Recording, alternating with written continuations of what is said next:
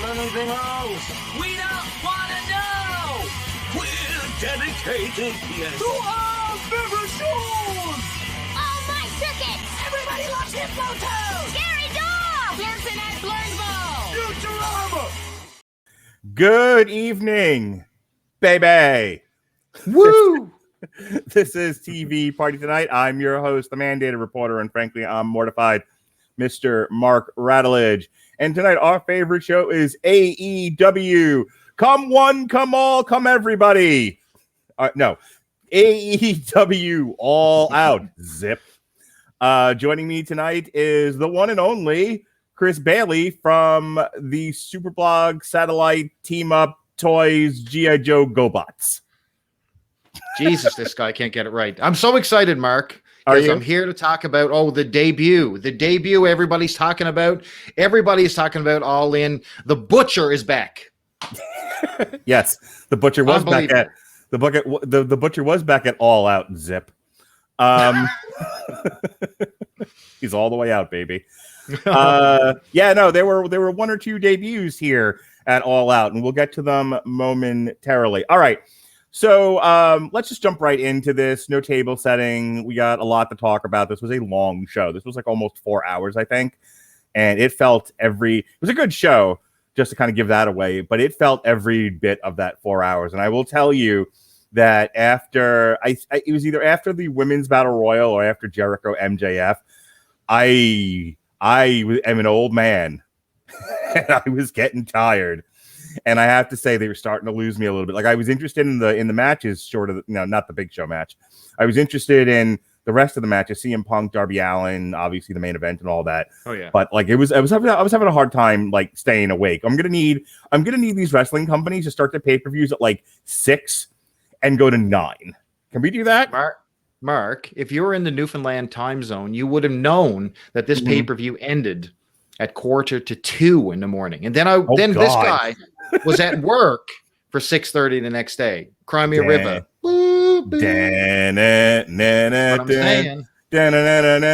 Chris Bailey. He goes to work when he's tired. I watched the last match on my phone. Was your wife like, pay attention to me? And you're like, no. I said, listen, this is All In. I have no time for the sex. Yeah, she's like, I did not say that. No, I did not say that. I don't know if your wife refers to you by your first and last name, but in my mind she does. And she's like, Chris Bailey. She has to do it times 3 like I do. Pay attention to me. And you're like, no, baby. It never gets old, Mark. It never gets old. It never does. I was doing that. So if you're not watching, if you're just listening to traditional audio and you're not watching on the video, and really, why aren't you? I keep doing the thumb thing that Adam Cole does, not the thumb up the ass, but the, pointing to himself. Adam Cole, baby. And I don't know why he's talking about Adam Cole. I don't know. Maybe that has something to do with what happens later. Who knows? I have indie wrestling Tourette's. Anyway, so I kept doing that to my kids. My wife's like, can you go check on Jonas and make sure he's getting ready for school? And I walked into this room and I'm like, hey, are you ready for school yet? He's like, what now? And I'm like, Adam Cole, baby. What a great moment. Walk into my daughter's room, do the Adam Cole baby thing, and she's just rolling her eyes at me. You need your own entrance music, Mark, every time you debut in the house in the morning. Up at a bed, entrance music. Boom, Adam Cole, baby. I should just blast this through the house.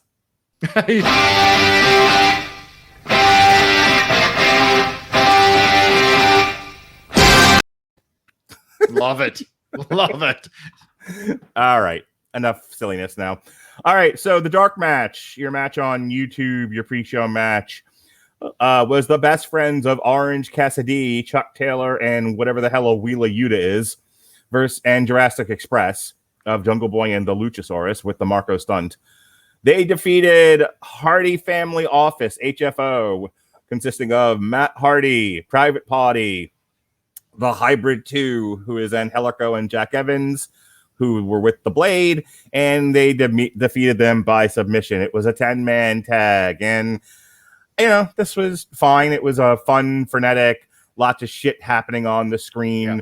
crowd pleasing AEW style match. I really don't have much more to say about it than that. No, it really was. I mean, it got that whole flippity do thing right out of the gate. Mm-hmm. That's exactly what you need to warm the crowd up with, because believe it or not, they only went to the flippity doos just a couple times in this entire pay-per-view, to be quite honest with you. And at least we got it out of the way out of the gate. No real big shocks here or anything. I think the right team won. And poor old Hardy in the HFO, man. I don't know. But at the very end, we saw the debut or the return, Mark Radulich, of the Butcher. Yes, it was all very exciting. And the internet was a flutter. It was a canary in the coal mine for what was to come. So I have a question. Sure. Well, it was like, what, May with Double or Nothing, where Orange Cassidy was like in the semi-main event. He was in the world title with Kenny Omega and what was it, Pac? I think it was. Yes. And now he's like jerking the curtain. Like, you know, here's my sort of philosophical question for you. With all of the indie darlings that were WWE main eventers now currently fleeing like Jacob from from the company of wrestling kaiju that is the WWE, is there room for the Orange Cassidys of the world? What do you think? I mean, is this a thing of yet of what's to come of some of these guys that were holding up AEW and were homegrown built talent and now they're being shuffled? I think that's a bit of the fear, but I think what we're seeing here is that the folks who are showing up are, I mean, we'll take a look at CM Punk. I mean, his first thing he puts over, when he didn't put over, but he sort of put over within the confines of a wrestling match, Darby Allin. So, I mean, they're here. Yes, but I don't know if they're taking the place of other people. So they're interacting properly. I think they're being inserted into the picture with a plan, not to the detriment of the talent that's there. Now, you might say, well, why is Orange Cassidy jerking the curtain? Well, guess what? It's no longer a bad thing to jerk the curtain, because I tell you what, if you're in Chicago, I don't know if it's a bad thing to be the first guy out through that curtain. Let's put it that way. That's fair. All right. I remember when I was in high school, we had a rock show, and I remember one of the bands going, I either want to be first or I want to be third, because anything beyond first or third is forgotten. And I'm like, oh yeah, interesting philosophy. I'll tell you this philosophy. How about this? Would you rather be opening the show with a mega molten hot crowd like we had, or would you rather be poor Christian Cage walking out to people who are like literally asleep in the seats? That was my problem, and that's a really good point. All right, moving on. The best match of the night. Easily the best wrestling match of the night. Your hero and mine, God's favorite champion, Miro, the TNT champion, and boy, is he explosive. Real Miro. Like, we're getting the real friggin' deal here, man. Hot bananas. Took on the King, Eddie Kingston, and they went about 13 minutes. And I'll tell you, my biggest issue, and this is going to come up later with the Young Bucks and the Lucha Brothers, is I really don't like wrestling matches that don't feel like fights. Right. Like, you didn't have that problem here. The lost art of making this look like a struggle, as Jim Cornette often talks about, is a rare thing indeed. And so when it happens, like, I don't need light bulbs to the head and people falling off cages and, and explosions. I just need it to look like a real, convince me you're having a real fight. We'll sing your praises. And Miro, and it doesn't get any better than Miro versus Eddie Kingston. This looked like a real struggle, a real fight. And it was by far the best match of the night and easily my favorite. It went downhill from here. This was awesome. Oh, man. I got to tell you, like, it's good to see two people who are at the very peak of their game. I mean, Miro, you can say what you want when he was over in WWE. This is the Miro that we've always wanted on our screen. And he's dominant. He's winning. That's right, folks. That's right, WWE, if you're paying attention. The way to push people, get them to win. Hard concept to figure out, I understand. And then you have a guy who's a sentimental favorite in Eddie Kingston. And I'm telling you, this crowd ate this match up. And they gave you exactly what you wanted. Two studs, absolutely laying it in thick and heavy. I love this friggin' match. Great start to this show. This is the best Miro's looked since he rode in on a tank at WrestleMania in San Francisco. He's 100% awesome now. He really is. And Eddie Kingston always lays his shit in. But like, if the other guy's not there to take it and give it back, it looks goofy. And these guys were beating each other head on. Boom. Oh yeah. This was two rare steaks being slammed together. It was fantastic. And guess what? Miro with no Lana, no gimmicks, straight up Miro. No, I love him as God's favorite champion. He's me too. amazing. Me too. Do not add anything else to this gimmick right now. It's exactly what it should be. Don't give him goons. Just make him keep talking to God, and then killing people, and then saying they're redeemed. Which, by the way, if you're figuring out what to try to get me, I don't have an OnlyFans just yet. I will eventually for all of this. Absolutely. And I will publish my wish list like all the other girls do, so for people to send them gifts. But if you're just wondering right now what to send me for Christmas, I need a Redeem These Nuts t-shirt. Right. To wear proudly to student council, to parent teacher conferences and stuff. Thank you. Writing it down now. Yes, I'm a 2X or a 3X depending on what I've eaten that day. I need a Redeem These Nuts t-shirt. Moving on. Next up, we had Jon Moxley versus Satoshi Kojima, straight up from New Japan. This took about 12 minutes. Jon Moxley beat him by pinfall, and then Minoru Suzuki came out.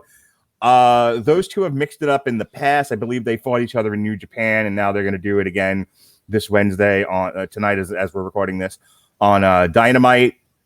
And I'm going to say this now. It's going to come up again a little bit later, but I was thinking a lot about like ECW in the mid 90s, and look, ECW was never the best wrestling, and the hitting people over the head with all manner of objects was only going to get you so far. The thing that I've always argued was the best part about ECW and what made it as popular as it was in the mid 90s was you never knew what was going to happen.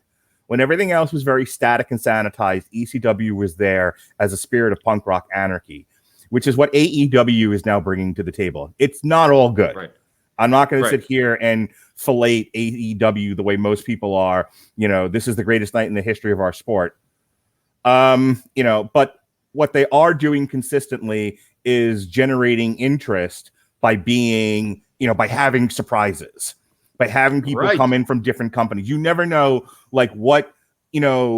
you never know what guy from what company is going to show up on the show and then disappear, and then what of their guys is going to show up on somebody else's shows, like they were doing the first half of the year with Kenny Omega and Impact. And that's the most interesting thing to happen in wrestling since the Nexus. No, so right on the money. So listen, they have this thing in Japan that's called the Forbidden Door, and everything is breaking the Forbidden Door. When someone comes from another promotion and just shows up in another promotion, it's like, oh my God, the Forbidden Door has been opened. And that's what we're seeing here. So they're taking that little piece of Japan, moving that to stateside, and that's what, Jon Moxley is bringing into his equation. So he's not wrestling for a title anymore, but now he's doing this New Japan thing. He's over in GCW taking on, taking that championship, ready to get back in the ring with Nick Gage after taking care of Cardona. You know what I mean? He's got this thing going on where he's, anything can happen at any time. Anybody can show up. Amazing. Yeah, I mean, it's fun. I mean, you know what? You can say it's just some New Japan guys. No, it's not just some New Japan guys. It's what they represent. New stars. Yeah, new stars every week. It doesn't matter where they're from. You can have your bias all you want. Great idea. No, I love it. And I've never been more interested in everything but the WWE than I am right now. And it's like, if you're like a big indie wrestling nerd, what better time to go to a wrestling show than right now? Because you never know what crazy asshole is going to show up from AEW in your barnyard wrestling show. It's great. This has reversed course, because remember back in the day when Vince McMahon had his Black Sunday and he took over, mainstream wrestling took over the territories, and it was the fall of the territories. What we're seeing right now is the rise of the territories. You know what I mean? It's like the revenge of the territories, and it's coming back for the mainstream. So you got a reversal of fortune. So careful what you wish for, because you just might get it. And Vinnie Mac, my friend, you just got a 5-hour helping of kicking right in the fucking pills.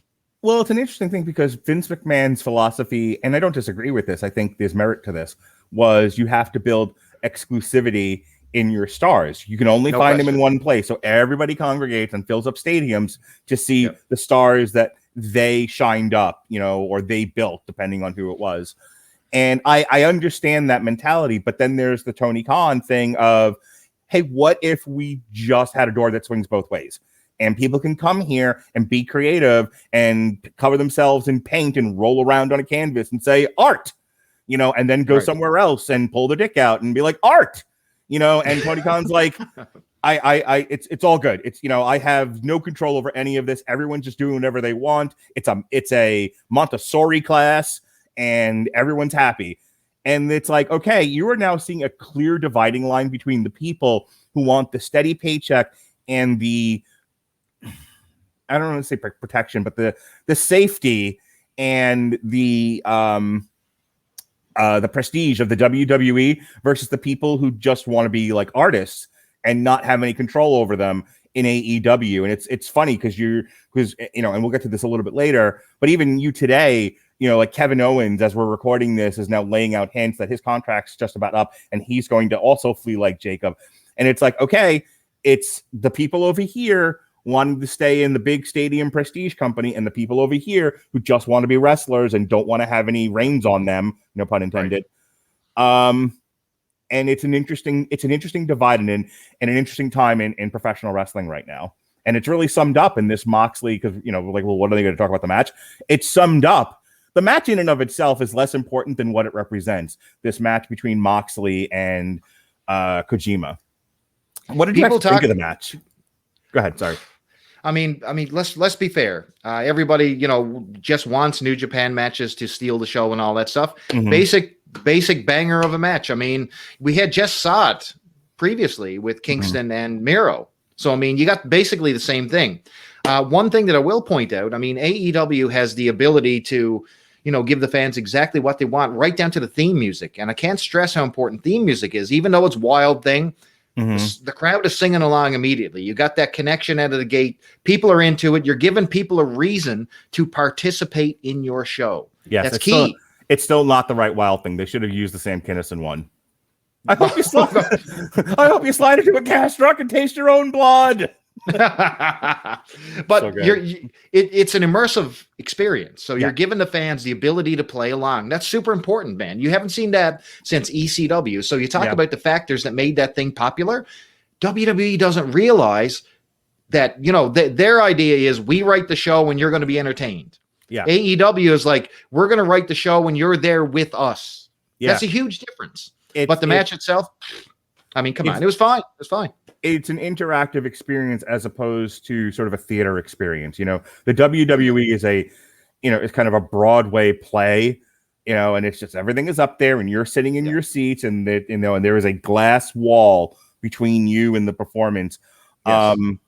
AEW is like I said, an interactive thing, you know, where the actors are coming into the audience. And so I remember when I was a kid, we saw Annie on Broadway, and when they go to take Annie away from Miss Hannigan, I think her name is, the woman that played the character ran into the audience and screamed, and she happened to stop in the row my grandfather was sitting in, and he was of course asleep because he was my grandfather. You know, or like cats, you know, the cats are like all up in your shit, you know, like sticking their cat butts in your face as they do hilarious. At the Winter Garden Theater. All right, moving on. One thing I do want to say about this. So yes, sir. Right at the very end, of course, Moxley wins, and fairly handily, to be quite honest with you. Didn't he just beat him with his DDT and get the win? Yeah, pretty much. Yeah, right. So then music hits, and of course, out comes Minoru Suzuki. Yeah, right.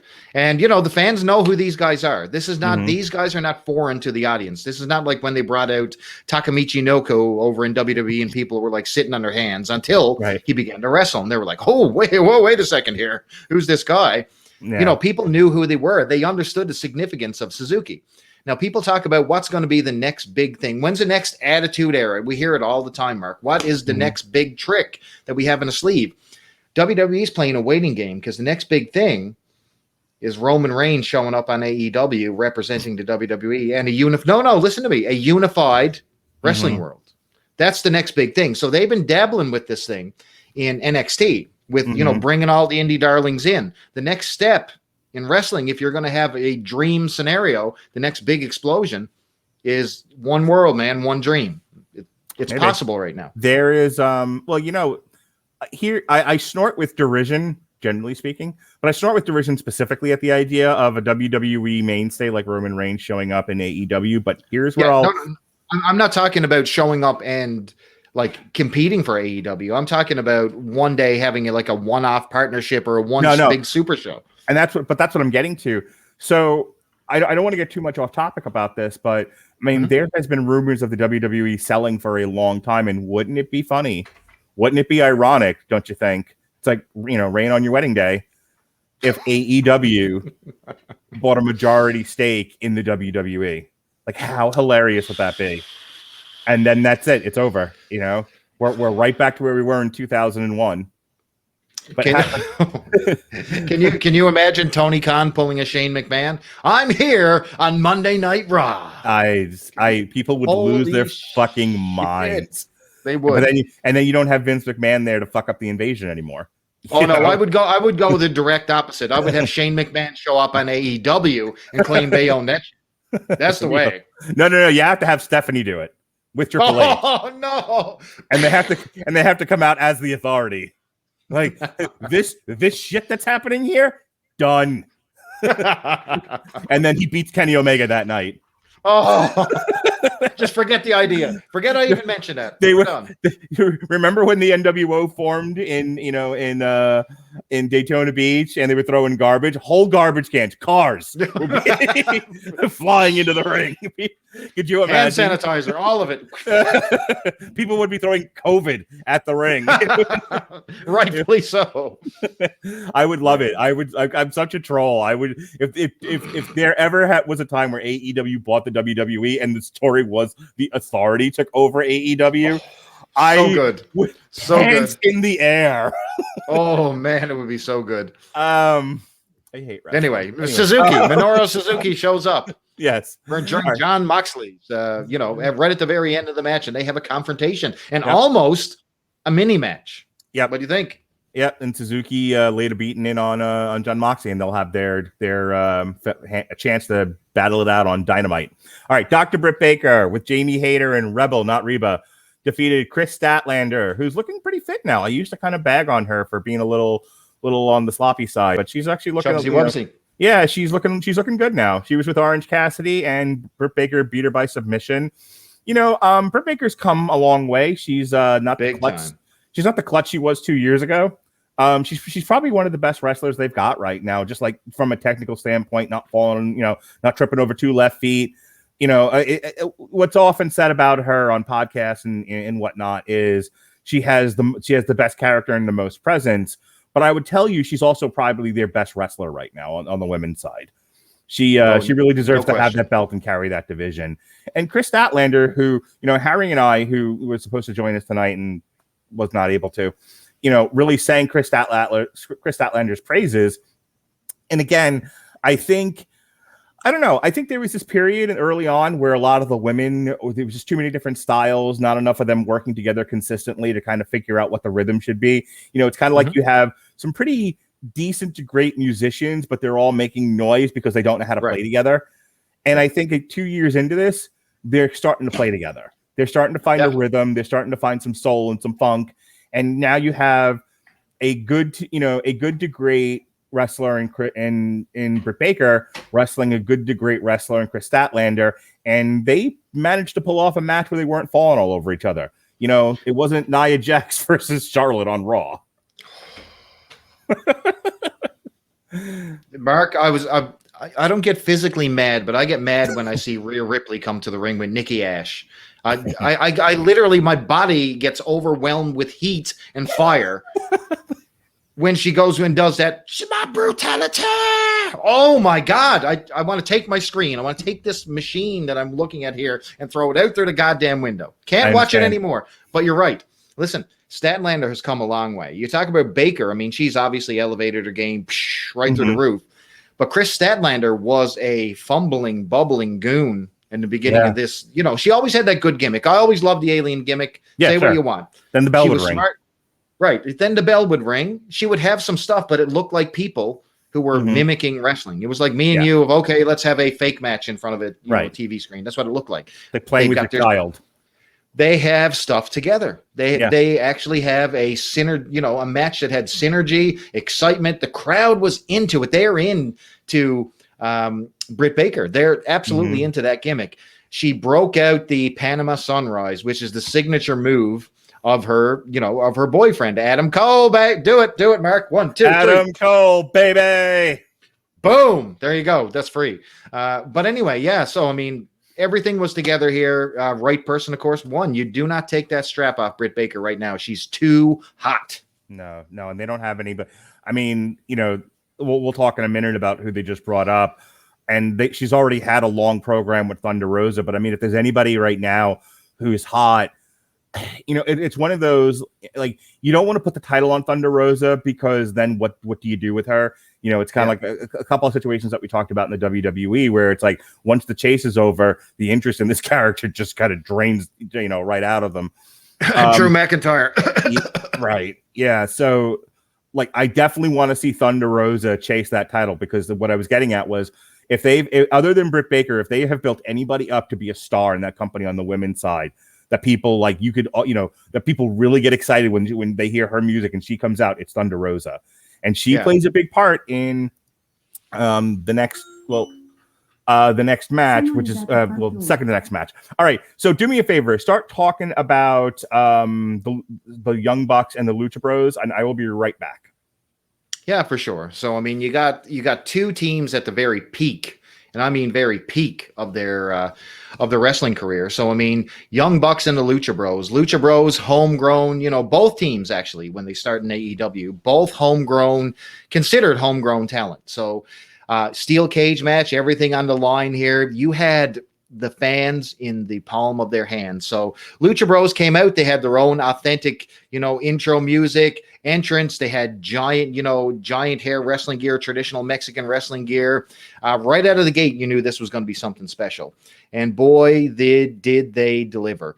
Steel cage match. So you can imagine, when you have people who can execute moves off that top rope, like both teams can, what happens when you put these guys inside a steel cage. I mean, the cage literally became their own springboard. So, what they could do off the top rope, now they're doing it right from the top of the cage. So unbelievable, action in this one. One of the cool things about this one, they had this black bag that the Young Bucks brought to the ring, and nobody knew exactly what was in that. So during the course of the match, one of their goons on the outside tossed the black bag inside the ring to one of the Young Bucks, as they had the advantage. They unzipped the bag. Inside was one shoe, one of their signature Nike shoes. Now you might say, they had a shoe in there? They turned it over. It was loaded with tacks, thumbtacks. So anyway, they proceeded to put the shoe on and deliver a kick, and a series of kicks, a series of stomps, all kinds of move with this loaded thumbtack shoe. Just absolutely genius. And that's when the blood came in the match. So, you got all the signature spots. You got the Meltzer drivers. You got, everything you could possibly name from the Young Bucks. They were hitting all their moves, but incorporating the cage. You had, the Lucha Brothers executing all their stuff as well, but incorporating the cage with everything. So, stuff on the top of the cage. Holy cow, there was a high crossbody spot right at the very top where one of the Lucha Bros dove from the very top. And I mean, he hung in the air for several minutes. And, the crowd was into every single moment. At the very end, the Lucha Brothers finally win, and they become the new AEW Tag Team Champions. And the place went ballistic. But I think, one of the things when you consider, the journey of the Lucha Bros, maybe if we have one complaint about this match, everybody's talking about it. Maybe for me, it was probably the best match on the entire show. Probably, 4.5 stars, probably out of 5. It was literally almost perfect. The only thing that I would say would be, the build up to this one. So they had to win basically a gauntlet, or a sort of a mini tournament gauntlet style match to get this match. And I think, instead of, calculating into the history and the build, it just seemed like a little bit of a one-off. Like the Lucha Brothers were sort of put in the back of AEW for such a long time. All of a sudden, they become number one contenders without much of a storyline leading in. So, drama-wise, this should have been much, much more of a bigger deal. But let me tell you something. For me, this was the absolute match of the entire night. I dug everything that they did. There's going to be spots in this one that are going to be talked about for a long time. And let me tell you something. I dare you to, get a WWE tag team match that even comes close to this, because it's not going to happen. These are two of the highest flyers. And a little bit different because, we started the show with a little bit of what I like to call flip-de-doo, where everybody's doing their choreography. This one seemed to have a little bit more of an edge to it. So, there's a lot more at stake. These teams are familiar with each other. So, they got to lay it in a hell of a lot more than normal. And finally, Lucha Brothers, walk away with the tag team titles. And it was probably long overdue, but I'm glad they waited to here because this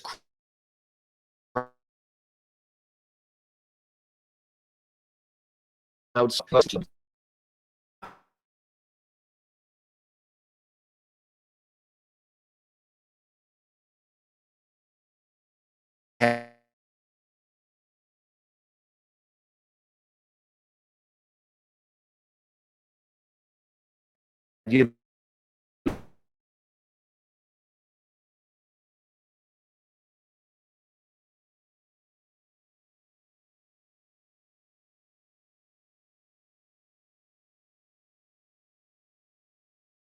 Lich, are you here? Oh, there we're back, and we're back.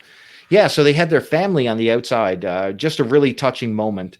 The guys were leaving the ring, and I guess their one of the Lucha Brothers' daughters actually came out and hugged their father, and he was bleeding, dripping in sweat, and he had that tag team gold, and she hugged him, and she was crying, and it was an emotional scene. And for the AEW crowd, if you've been invested since day one in this product, the importance that these guys were here day one, you know what I mean? Which is super, super important because, you got all these new talent that are appearing out of nowhere. And we're going to get into it a little bit later on of, some of the big names that did show up. And, one of the, I guess, criticisms hurled at AEW right now is that, are we becoming WWE light?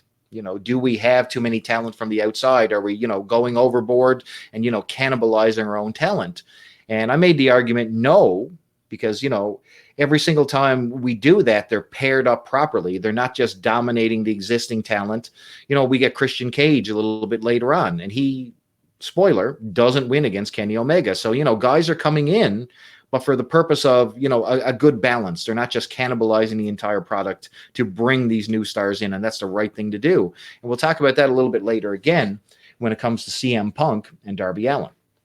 But I think this is important because, two teams who were there from day one, putting on the absolute pinnacle showcase of this entire pay-per-view. And I could not have been absolutely, happier when it came to what I saw here. And there's a little tribute video that's going around that's pretty touching. And I shared it on Twitter last night.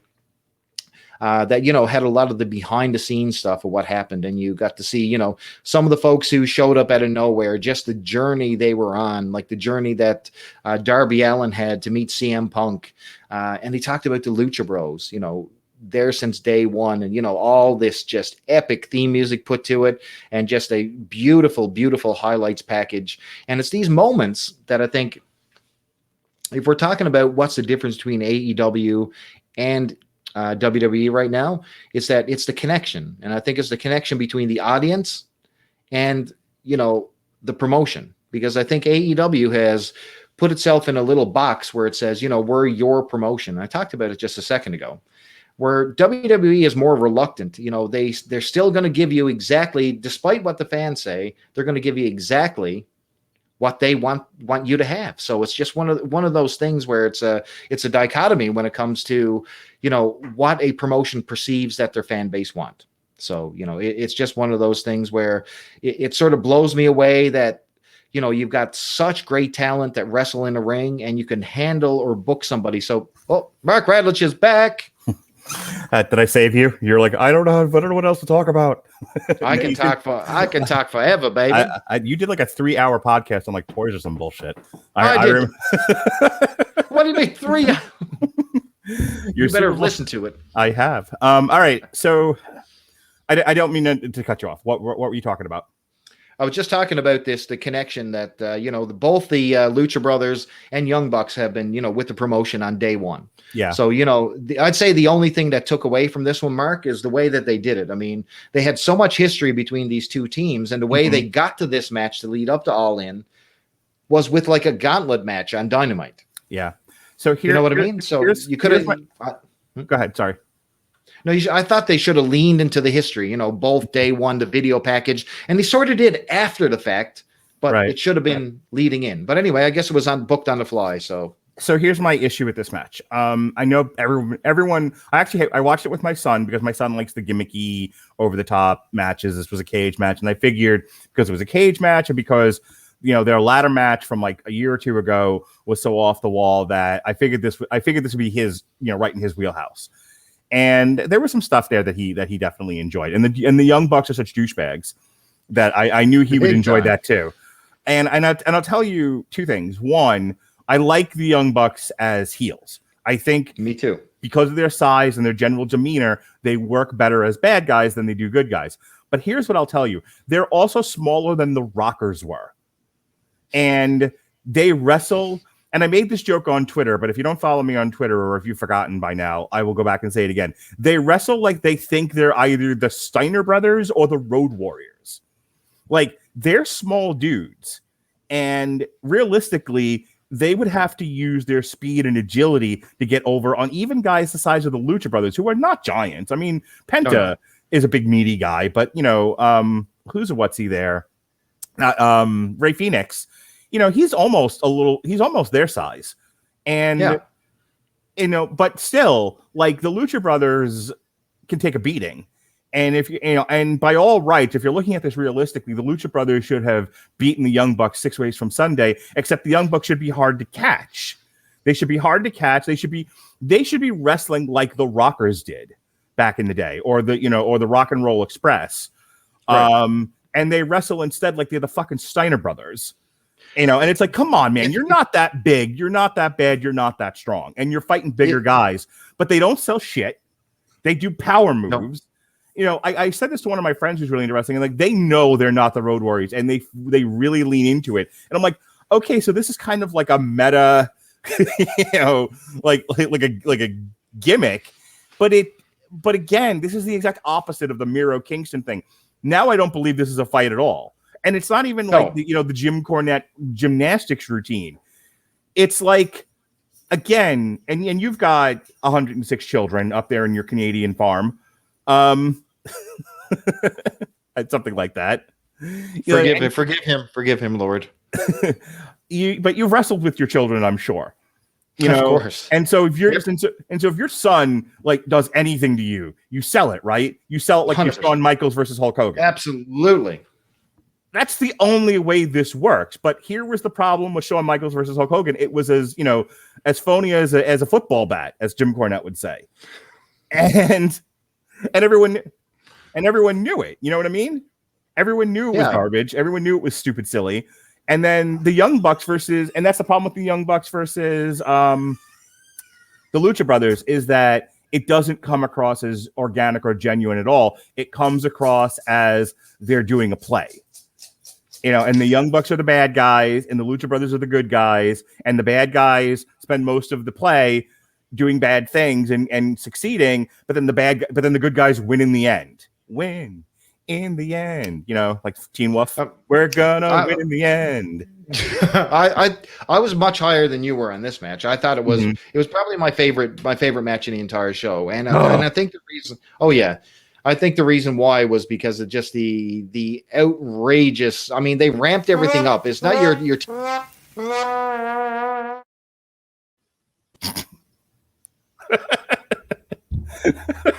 Don't give me the Sean Comer treatment. What are you doing? No, I gave you say a trombone because you made me sad.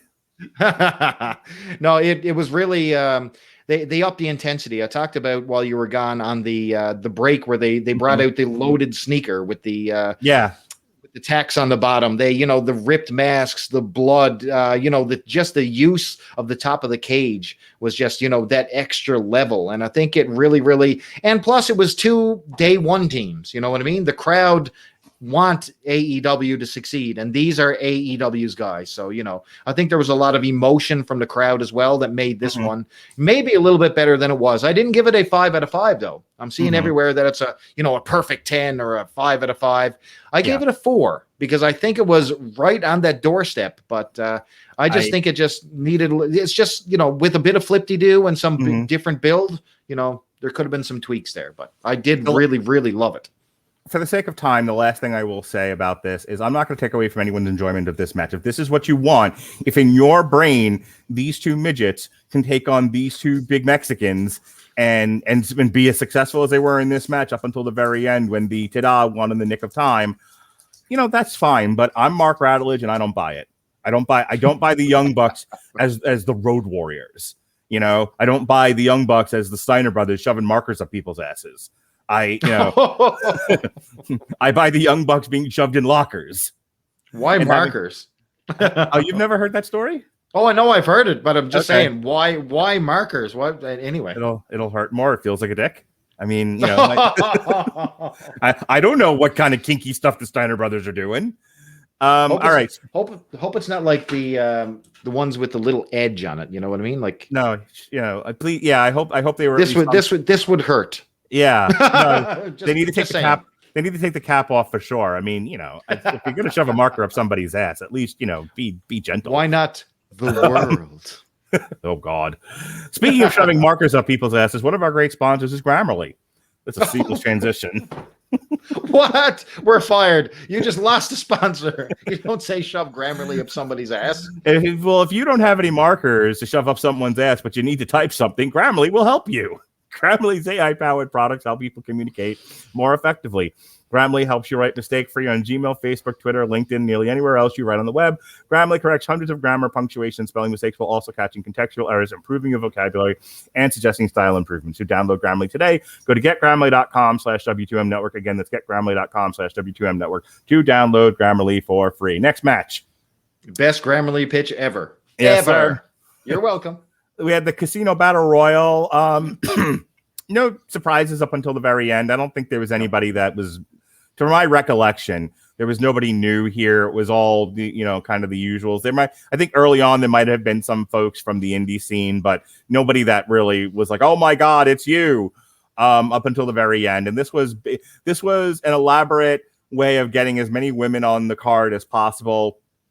Trying to get as many, the old WWE, get everybody on the pay-per-view. Yeah. But also this was a big coming out party for Ruby Soho, the former Ruby Riott, the former, what was her name before she was Ruby Riott? She something oh gosh. Jesus, I can't remember. Yeah. Jesse shared it with me last night. Yeah. Anyway, her.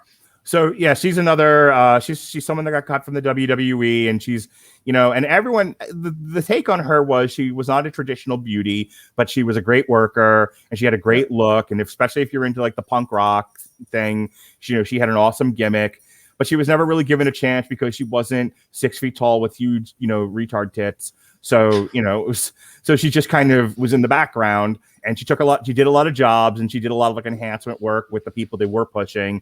And then eventually they were like, well, we've used you up. We threw you out. Good luck and goodbye. And, I'm into seeing people happy. And she could not have looked happier showing up on AEW's pay-per-view, getting a big win, and feeling like she was appreciated, I'm sure. So good for her. The rest of it, Thunder Rosa had a big showing in this. We talked about her earlier. Thunder Rosa looked great in this. There was a couple of really fun spots. Nothing looked really too outlaw, too klutzy. I thought it was a fun battle royal. No big deal. Yeah, no, I think you're right, and I like the gimmick. So basically, what we have here is a Royal Rumble where instead of individual competitors come in, suits of 5 come in. So the countdown begins and another suit comes in. So another block of competitors will enter the ring. So really, really fun concept. As for Ruby Riott, it came down to Ruby Riott and Thunder Rosa, which I think is really, really, really the right way to go. And people complained that they brought Ruby Riott in and she went over Thunder Rosa. Yeah, you know what? It's the right thing to do. It was the right thing. The crowd was super into her. They were singing, Ruby Soho by Ruby Soho by, oh my God, what's the name of the band? Yeah, it's escaping me too.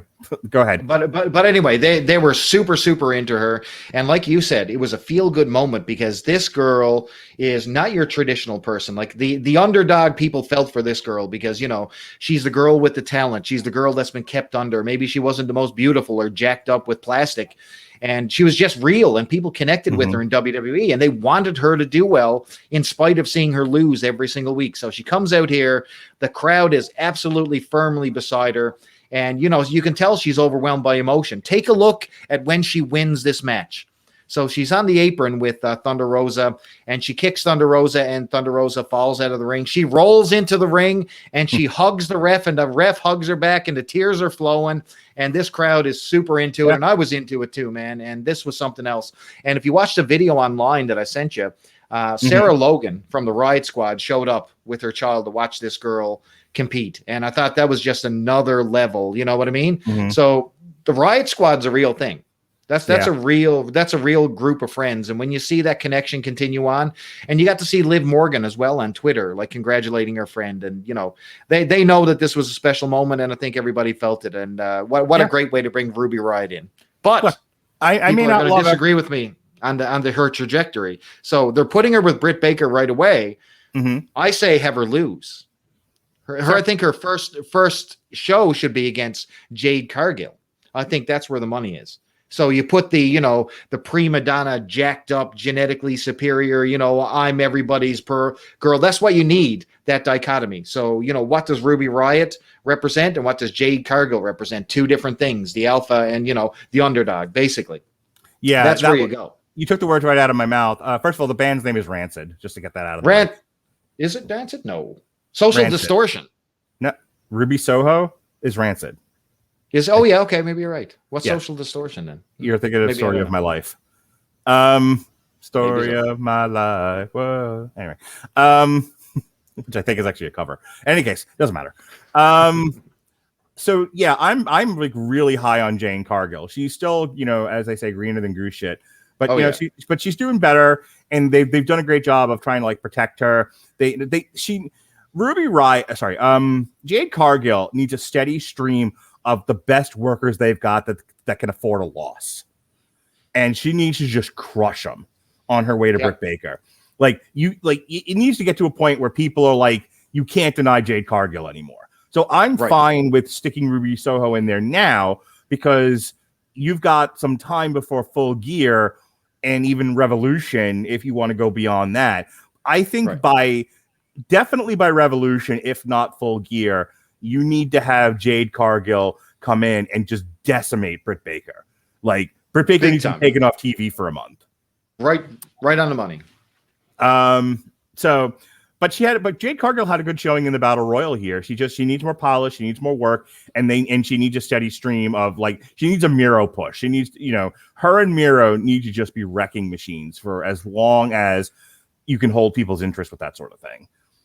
She's on Dark all the time, and same with Elevation. But if you don't watch that, nobody will blame you whatsoever. But she's on there a lot, and she's racking up wins all over the place. As I've said, what the WWE has done more superior than any other wrestling promotion is they know how to make a package, and they know that not everybody watches all the television, almost to their detriment.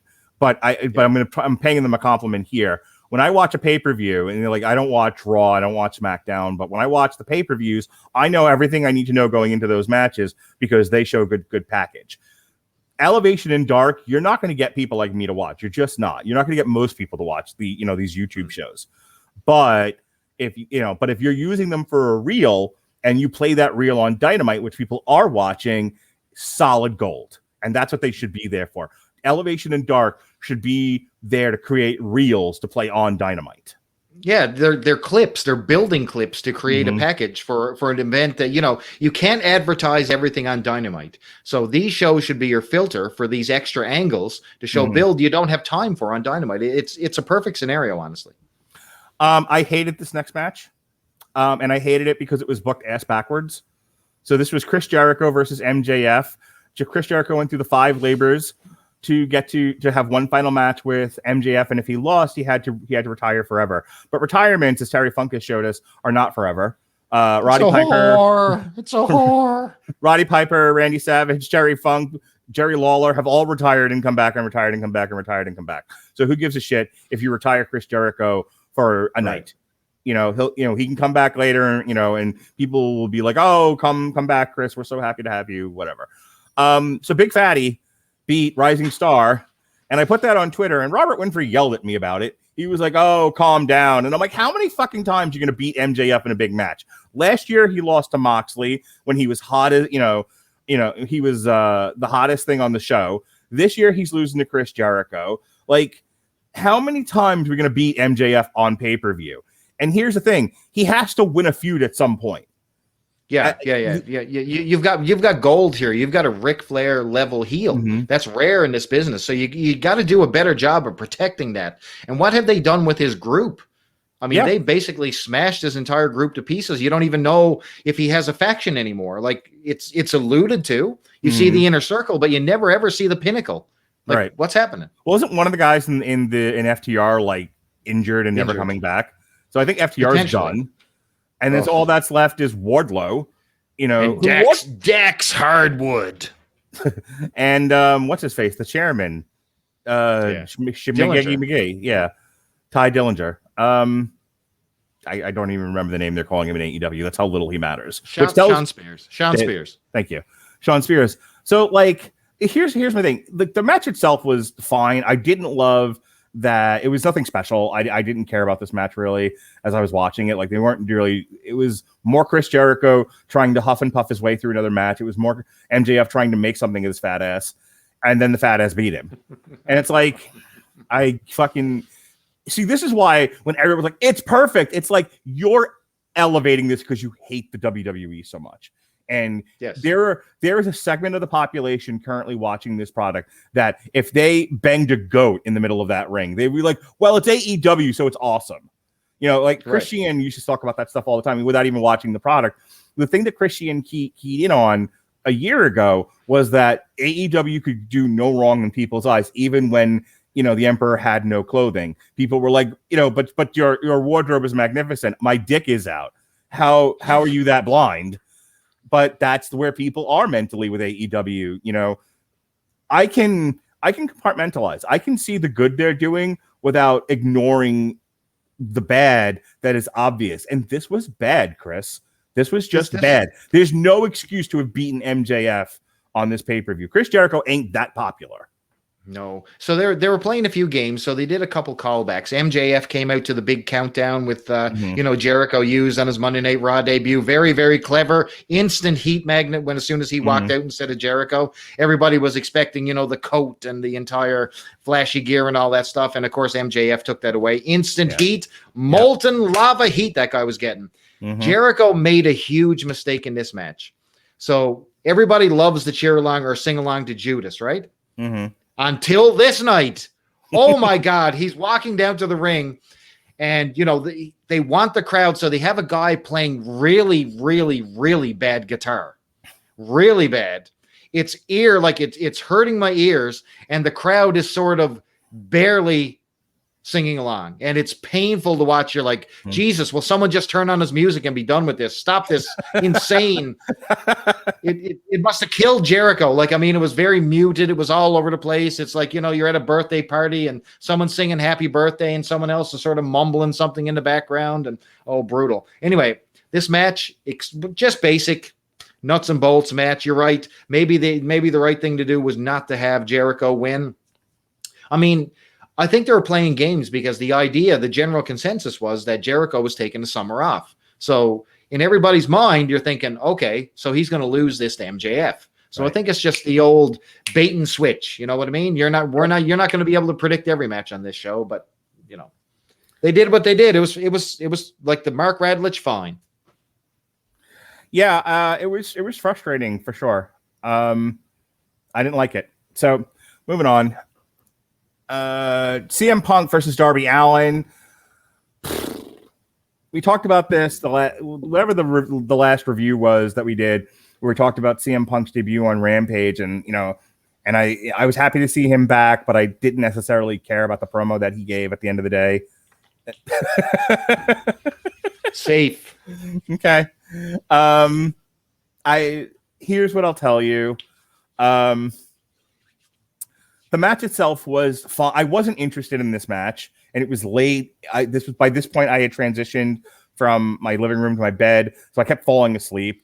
I would fall asleep in like fits and starts, and I think they tried. I think they tried to, this was more of the kind of thing I wanted out of the Young Bucks, where like the smaller guy kept trying to fight from underneath, but the bigger guy was cutting him off, and the bigger guy eventually won, which is believable. Like it's not believable that Darby Allin would ever beat CM Punk. Not the way CM Punk's ever been presented. I wish CM Punk had hit the gym a little harder. He's been in better shape in the past. And all I could think about in this match was Kevin Nash's comment that, no one's going to buy tickets to watch a fry order cook wrestle. CM Punk lost a lot of weight when he fought in the UFC. He was looking like skinny. And it's kind of like one of those deals where, we all seek to be in the best shape that we can, but some of us look better a little chunkier than others. You ever see somebody who's lost like shit tons of weight and their face changes, their body doesn't look right, and it's like you looked better fatter. And CM Punk looked better with muscle on him, and he does not look great skinny, and he has no definition in his body. For all the people who like, Mark body shames the women. No, Mark body shames everybody. CM Punk, everybody. Do some fucking sit-ups. Let's I don't mind the fact that he wore the long tights to cover up them chicken legs, but that's the reason why he did it. That was very smart, because if he wore the his typical white star trunks, you would have saw those little spindly legs, and he would have looked 10 times smaller. So that was just some witchcraft to make sure that everybody didn't realize exactly how small CM Punk actually looked here, and he was really thin. He did not look great. If you knew you were coming back to AEW, if like 6 months ago you were like, this is a company that I think I can come back to and reignite my love of wrestling, hit the fucking gym. You're not doing it. Are you even working on Drax anymore? What are you doing, CM Punk? You working 3 issues of Drax for Marvel? Yeah. Come on. You're on, big time pay-per-view. You're the biggest star in the company right now. Have an ab or two. Anyway, so the match itself was fine. I was deathly afraid they were going to put Darby Allin over CM Punk, and I might have thrown my dick and my shoes at the television. Just beating the TV with my penis. My wife's like, "You're mad again, aren't you?" Yes. No, I immensely love this match. Okay. I got to be quite honest with you. I'll agree with you 100% on, probably CM Punk's conditioning, because it showed throughout the match. I mean, he got blown up, but he got blown up against a guy who could create movement. That's the trick. So if you're asking, why the hell would he choose Darby Allin? Of course he would choose Darby Allin. Darby Allin is going to do the footwork. You don't want to get in there against some slob or schleb like Chris Jericho and all of a sudden lose your gas against a guy who has no gas.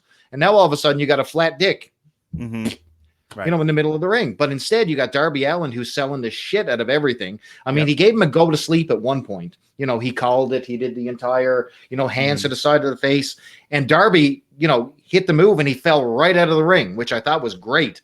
So they teased a lot of things. And then they put the sting factor in here too. So right at the beginning of the match, it was such a cool thing. Darby Allin's music hit.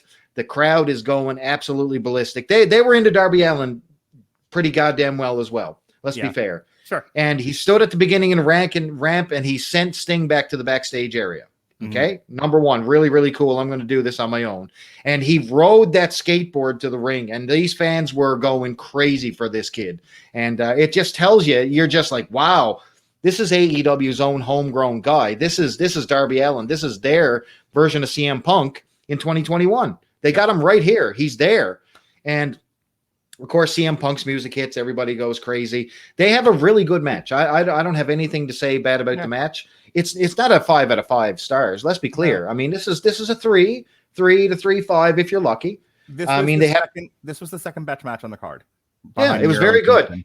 Extremely well received. The audience really played a factor because they were into everything these guys were doing.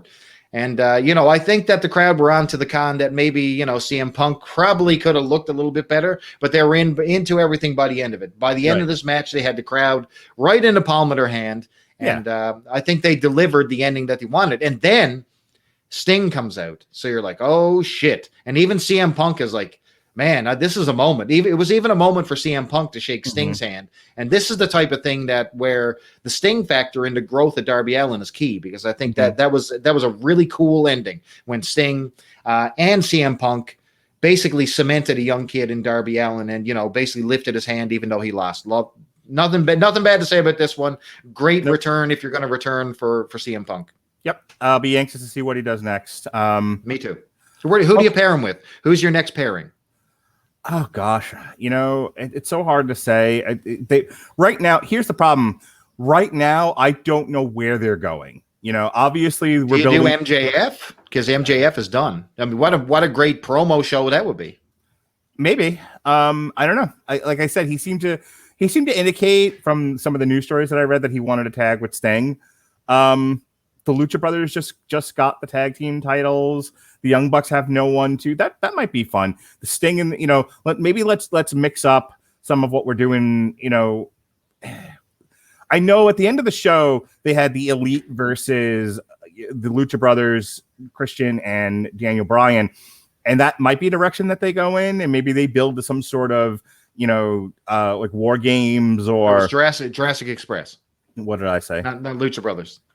Yeah, well, I was thinking the Lucha Brothers just got the tag team titles. That's one way they could go. It's Sting and CM Punk. Another way to go is pair them up with the Young Bucks, but I think the Young Bucks might still be the problem with the Young Bucks right now is we've seen them with the Lucha Brothers a zillion times. We've seen them with everybody a zillion times. I would not be opposed to a Young Bucks Sting CM Punk thing. And I said this when we talked about CM Punk before. I did a whole long spiel about how I think CM Punk should have gone after Kenny Omega. What if everyone goes after Kenny Omega? What if all the new people go after Kenny Omega and Kenny Omega is hiding behind Adam Cole, baby? And so what if Sting is going after Kenny Omega and Daniel Bryan is going after Kenny Omega and CM Punk is going after Kenny Omega and the walls are closing in on Kenny Omega and he's like, get out there, Adam Cole, baby, and protect me, save me. And and get out there, get in front of me, Good Brothers, get in front of me, Young Bucks. And now you have that combination of guys, not the least of which would be a tag team of Sting and CM Punk, wrestling the Good Brothers, wrestling the Young Bucks, wrestling whoever and Adam Cole, baby. And we get some 6-mans, we get some 2-mans, we get everybody, we get just various permutations of this group of guys while Kenny Omega runs away and hides in a tree. And then, and when all is said and done and everyone's been laid to waste, what's left is either Daniel Bryan or, I got to start calling him Bryan Danielson now, the American Dragon, or CM Punk, like there's nowhere left to go, Kenny Omega, and we're at Full Gear, or we're at Revolution, or we're even a year from now, we're at Double or Nothing, or even All Out again. So don't take the title off Kenny Omega, is what I'm saying. There's not right now. There's too much money in it. Yeah, there's too much money in this whole new group of guys that you just brought in, chasing him and him going and running away. It's really good. And plus, you added Adam Cole, which is an extra bit of fire in that group. So it's just what it needed, honestly. So good. It's another guy to put in front of Kenny Omega so everyone can't get to him, and that's what you need right now. Kenny Omega is Ric Flair. And he needs as many horsemen to stand in front of him to chase away all the good guys that are running after him. Protect the champ. It's the key. Absolutely. That's the way you sell tickets, man. Absolutely. Hot fire right there. So they'll beat Kenny Omega tonight on Dynamite, I'm sure. And they'll beat him with Wheeler, and he'll lose the title to Wheeler Yuta because that's the way my life goes. Oh. Yeah, exactly. Speaking of things that I hated, Paul White versus QT Marshall. This was 3 minutes and 10 seconds. I slept through the whole thing. Chris? Absolute and utter trash. So there's people who are left off this pay-per-view for Paul White versus QT Marshall. Wrap your head around that, people. Not acceptable. Absolute garbage. And it was literally exactly what you'd expect. Paul White came out. He's got this big, long bodysuit with no arms, no sleeves or whatever. QT Marshall comes out. He's got a couple of his goons. They try to interfere. Big Show dispatches him. Not Big Show, but Paul White, who comes out, by the way, clever music. Did you hear Paul White's music? It starts with, well, Paul White, we love Paul White. It's but they stole the well. I know, absolute garbage. Absolute garbage. Anyway, yes, hang yourself with a belt type of bad. But basically, Mark, literally, this was just choke slam. We're done. That's all this match was. And I don't, the reason behind it. So WWE always had a knack of sticking a women's match on before the main event at WrestleMania to cool the crowd down. Yeah. Nobody uses the women to cool people down now. Women are just as exciting as the guys, if not more so in some cases. Okay. So now the cool down match, the junk, is QT Marshall and the Big Show, or Paul White, I should say. So garbage. I can't say anything good about it. Absolute zero. This was pathetic. This show was too long, and even though this was only 4 minutes, they still should have cut it. They should. This had no 100%. Business being on a pay-per-view. Paul White this didn't belong. This didn't belong on the pre-show. No, Paul White has no business on pay-per-view in 2021. First of all, let me just say that right off the bat. In this QT Marshall or on commentary. I understand QT Marshall's like their training guy, and he's like Cody's best friend and all that. But but remember Sarge from WCW? Yes. Oh yeah. You know how he was never on television because he was 3 feet tall. Okay, like QT Marshall, Sarge, same guy. Just there's no reason for him to be on TV. Sarge would appear on TV every now and then. So, he'd be out there against, a Nitro match with Sergeant Craig Pittman for like 2 minutes, and it was the dust off and it was done. You know what I mean? That was it. That's all you should ever see QT Marshall. Never on a pay-per-view. They have 97 hours of TV they have to fill up right now. Put QT Marshall on something I'm not watching, not on a pay-per-view. I got a question for you. So if you're following AEW history. Sure. Okay. DDP anointed QT Marshall the next DDP and even gave him the diamond cutter as his finisher. Have they rescinded that now? I didn't even know that was the thing. I've been watching this as long as you. I've been watching this since All In. Okay. Yeah. Me and Pat Mullen reviewed All In, and that was the first time I ever saw Joey Janela, and I was like, what the hell is this? Talking about people that should hit the gym. You know what's so funny? Jelly Janela. Going back to All In, I remember like talking to Pat, and I was like, who is this Joey Janela guy, and why won't he hit the gym? What's with the beer belly? And then he had to explain to me that he was a mud show goof. And and I did not realize at the time, because he was wrestling Adam Page, how small Joey Janela was. Oh, like he looked at All In like he was like 6 feet tall. And then I've seen him since then wrestling on Dynamite, and he's like so much shorter than that. I had he was deceptive. Somehow or other, he managed to pull off deceptively taller at All In, and has never done it. He looks like a Funko Pop. Moving on. All right. Kenny Omega defeated Christian Cage in 21 minutes and 20 seconds for the AEW World Championship. I was exhausted by this point. At 2:15 in the morning, Canadian Newfoundland time. I was exhausted by this point. I kept passing out through this match. From what everyone tells me, it was fine. When I woke up, every single table around the ringside was broken. So I'm guessing they put on an exciting AEW style bumfuck fest. It's fine. I'm not going to argue about it. I certainly don't have a tremendous amount of detail that I can argue with because I didn't watch the whole thing. I'm just glad Kenny Omega beat Christian. I'm so disinterested in Christian at this point. I'm like, can we please be done with this now? Like what happened to poor Adam Page? Always the bridesmaid, never the bride. I know he's home with his kid and he wanted time off. I get it. And I applaud him for that. And so I don't have a problem with them pivoting the way that they did, if that's indeed what happened. But it was like, build up Adam Page, build up Adam Page, build up Adam Page, fucking Christian Cage. What? What? But then Adam Cole, baby, came out and my excitement level picked up. I had a Brock Lesnar moment. Because like I said, I was like half asleep when this was all going on, and I just wanted it to end. And I wanted to say that like when he beat him and they were just giving him a post-match beat down in the ring, I kind of just put my head down and I was drifting off. And then I heard the music, and it was like it was that same feeling I get when Brock Lesnar comes out, like Yeah, just like I can feel it through the TV. And then I looked up, and there he was. Adam Cole had broken his chains and gotten off the plantation, and there he was in Freedom Country. And then he kicked Jungle Boy in the face, and then he was kissed all around the face and head by Kenny Omega and the Young Bucks. And I was like, I'm happy he's happy. I'm happy he's happy. I'm happy for the fans. I'm happy for the company. I'm most happiest for Adam Cole, especially when you find out that Bruce Pritchard wanted him to bring him to the main roster and then make him a manager. And you're like, okay, you don't the Ring of Honor guys, and I said this on our last podcast, but it bears repeating now. All of the Ring of Honor guys have no place anymore in the WWE. They all need to go. You're not using them correctly. What's the point? Right. Listen, you either go all in with the Ring of Honor, the indie style thing, or you don't. And they literally can't. So, they have no. What have they got out of it though? Mm-hmm. They don't book these guys properly. So have they made one single nickel out of any of these guys the way they book them, Mark? Daniel Bryan, maybe a few bucks. I mean, look, it's hard to say when the WWE by itself, no matter who's in the matches, makes money.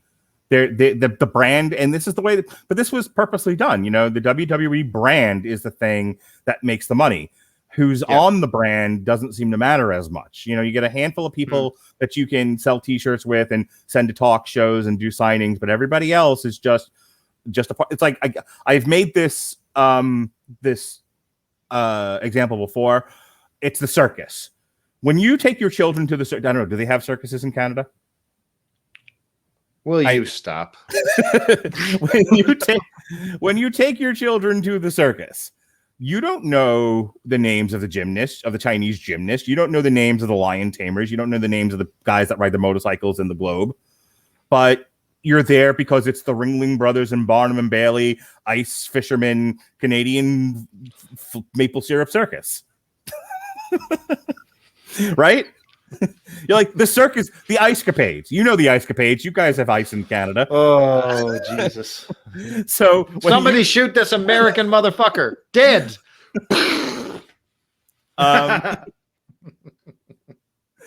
When you take your children to Mickey Mouse on Ice, or the Ice Capades or something like that, you're buying the brand and the activity. You're not buying the performer. Right. You're exactly right. You're buying the brand. Right. And that's what the WWE is. Nobody's going to the WWE to see any of these guys with the possible exception of like Roman Reigns or Brock Lesnar or John Cena when they're there, or Becky Lynch. Heel Becky Lynch, which you called, by the way. Good for you. Yep. So you're not going for any other reason but that. So like so at this point, the company has now changed so much that the old Ring of Honor guys don't really have a place there anymore. They're never going to be big stars. That's just not the way the place operates anymore. They don't have the size, they don't have the look, they don't have the the conditioning that the kaiju wrestlers that they want. Like Karrion Kross fits their mold better. They've dressed him up like Demolition Kink, but yes, bring back Demolition Kink. What's the second one? You made the first one. Kink is the first. You got to bring out Scarlett, and she's Demolition Whip. Gaggle, gag, ball gag, kink and ball gag. Yep, S&M, the new S&M. Anyway, my point being that with the WWE, sorry, I was talking about Adam Cole. I lost my train of thought. So, like, Adam Cole really doesn't have a place anymore on that roster. There was no reason for him to go up there. Daniel Bryan doesn't have a place on that roster. But his situation was different. They squeezed all the juice out of Daniel Bryan they were ever going to get out of him. Milked it. And look, he had his aborted world title run that that was organic and the most wonderful thing to happen in 10 years at WrestleMania 30. Then he got injured and had to leave. Then they gave him another run with the title and he was the Earth Warrior and that was fun. And then he just had another run with Roman Reigns that ended at WrestleMania. We're done with you. There is nothing more he can do in that company. So that's different than Adam Cole, who at this point in this time would not have fit in with that roster. So I was happy to see D-Bry and I was happy to see Adam Cole show up in AEW, do a little bit there at the end, run off, Daniel Bryan ran off the Elite. And now we've got hot fire going into the next couple of weeks. Let's see what they do with it.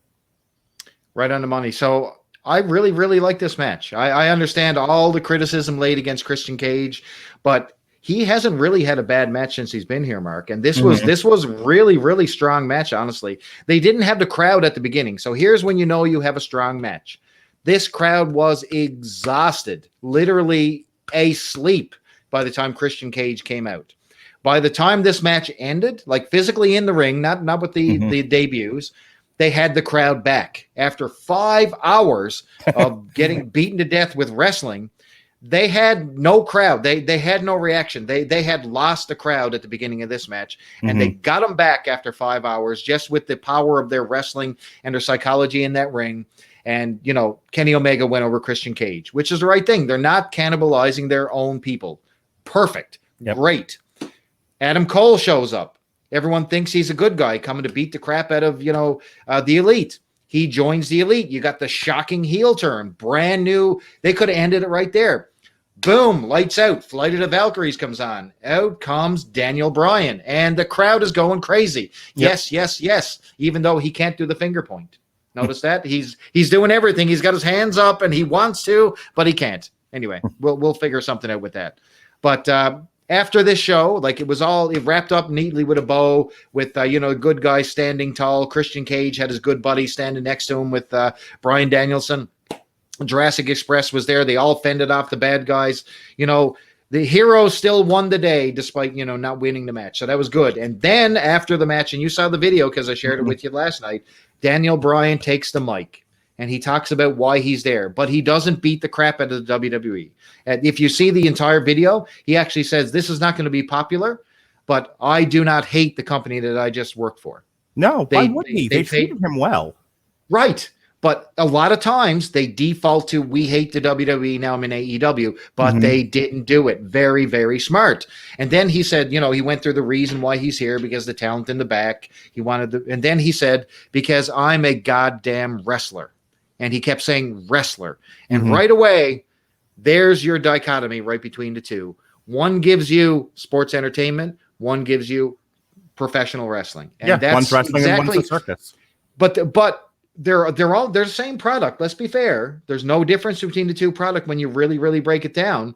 But one stresses the fact that we are different, and you've tailored the crowd to think that you're much different, and that's an extremely important play on AEW's part. So overall, man, I dug the shit out of this main event. I gave this 4. I really loved it intensely, and I watched it on my phone about that big.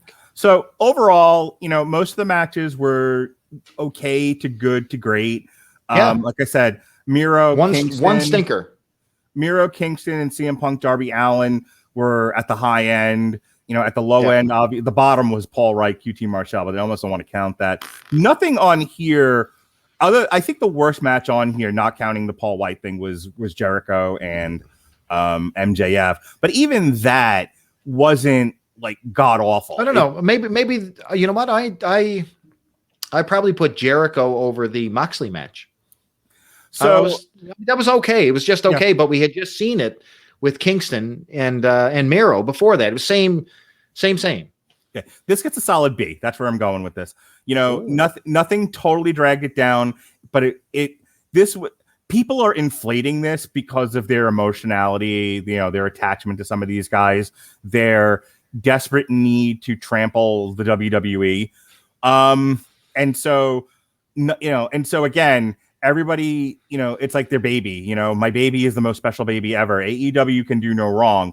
And that's where you're getting a lot of these like 5 out of 5, Dave Meltzer type ratings. The truth of the matter is it's not 5 out of 5. The truth of the matter is it was okay to good. But the best part about it was that it was exciting and anarchic, and you never know what's going to happen next. And that's better than collectively than all of the matches put together. All right. With that said, I'll give you the last word and then we'll get out of here. I'm giving it A because I think emotionality is a trick, because getting that emotion from your fan base is what's the difference between WWE, which is an empty vortex, soulless, lifeless, limp dick of a promotion right now, with Rhea Ripley and Nikki Ash coming out on a day-to-day basis, with Drew McIntyre jobbing out every single week, with people that I do not want to see on my screen ever again. No more New Day. No more. No RK Bro. No Viking Raiders. I don't care. A plus, thank you. Well, not A plus, A. I give it a probably, if I'm ranking this show, it's a 4 out of 5. Very, very, very strong, but not excellent pay-per-view. All right, so AEW has got another special Dynamite coming up. They're debuting at the former Shea Stadium, Arthur Ashe Stadium now in Queens, and they're calling it AEW Grand Slam. Get it, baseball. So unless Chris Bailey is dragged into a meeting and can't do it, or his wife wants to spend time with him, either way, Chris Bailey, pay attention to me. We will be reviewing AEW Dynamite Grand Slam on Thursday, the 23rd.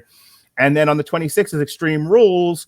We will be reviewing that on the 28th. Will Harry be there? Will he not? Harry will definitely not be there for Dynamite, but he may be there for Extreme Rules. He may not be.